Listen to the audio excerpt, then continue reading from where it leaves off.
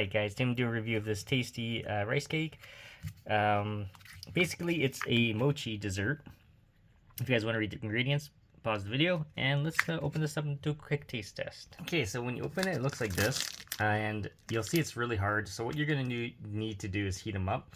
There's a couple ways you can pan fry it or sear it or just heat it up into a steamer. A steamer is what I'm going to use, guys, so I'll be right back.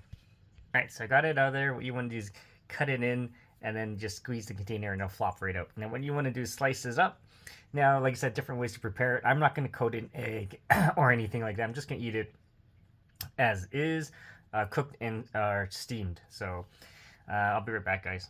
Okay, so it's in the steamer and it's all done now. As you can see, they're really soft and like I said, gooey like a mochi. So, and that's actually how I like it, because like I said, it's traditionally fried up and it's oily and things like that. So in this way, it's not oily and you can just eat it like that. So it's like eating one of those rice balls that you those Japanese rice balls you see. All right, guys, we'll see you. And I'll show you. I'll do